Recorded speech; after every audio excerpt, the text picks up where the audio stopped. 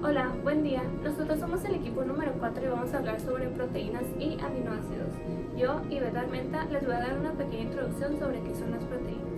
Las proteínas son básicamente biomoléculas formadas por nitrógeno, carbono, hidrógeno, oxígeno. Pueden contener azufre y algunos tipos de proteínas, fósforo, hierro, magnesio y cobre, entre otros elementos. Yo voy a empezar con la estructura de las proteínas. La primera estructura es la estructura primaria. La estructura primaria es la secuencia de aminoácidos de la proteína. Nos indica qué aminoácidos simples componen la cadena polipeptídica y el orden en que dichos aminoácidos simples se encuentran. La función de una proteína depende de su secuencia y de la forma que ésta adopte. Bueno, yo les voy a hablar de la estructura secundaria. Esta estructura está compuesta por aminoácidos y proteínas simples y empieza a formarse a partir de la síntesis de proteínas.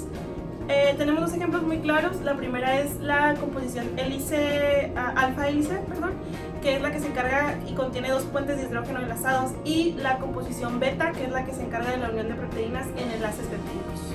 La estructura terciaria va a ser la que va a informar sobre la disposición de la estructura secundaria de un polipéptido al plegarse sobre sí mismo, originando una conformación globular. En la estructura primaria va a ser la que va a determinar cuál va a ser la estructura secundaria, y asimismo va también a determinar la estructura terciaria. Esta conformación globular es la que va a facilitar la solubilidad en agua. Ok, ahora voy a hablar sobre la estructura cuaternaria. Esta estructura informa de la unión mediante enlaces débiles no covalentes de varias cadenas polipeptídicas con estructura terciaria para formar un complejo proteico. Cada una de estas cadenas polipeptídicas recibe el nombre de protómero. Las propiedades de proteínas. Vamos a hablar sobre la especificidad. Cada una va a llevar a cabo una determinada función y lo va a realizar porque posee una determinada estructura primaria, una conformación espacial propia, por lo que un cambio en la estructura de la proteína puede significar una pérdida de la función. Además, no todas las proteínas son iguales en todos los organismos. Cada individuo posee proteínas específicas que se ponen de manifiesto en los procesos de rechazo de órganos trasplantados. Yo les voy a hablar sobre la clasificación de las proteínas fibrosas. La proteína fibrosa tiene una estructura alargada formada por largos filamentos de proteínas de forma cilíndrica. No son solubles en agua, y un ejemplo de esta proteína es el colágeno. La función de esta es la protección y el soporte, formando tejido conectivo, tendones, matriz orgánica de huesos y fibra muscular de los animales.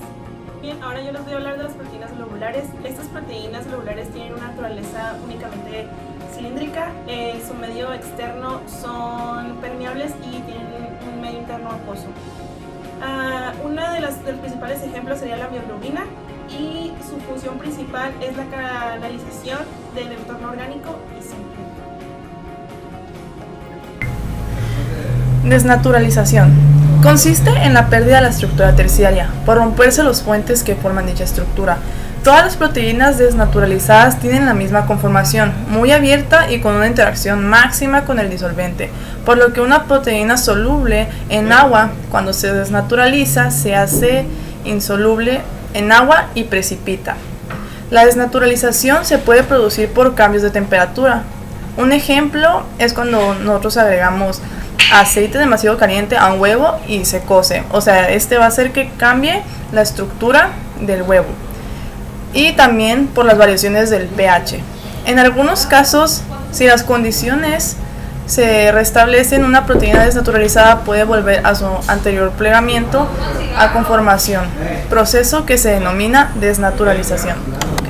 Proteínas simples. Las proteínas simples constan solo de aminoácidos o de sus derivados. Cuando se hidrolizan por ácidos, álcalis o enzimas, las proteínas simples producen aminoácidos únicos o sus derivados. La función principal de las proteínas simples es ayudar a reparar y reemplazar los tejidos gastados.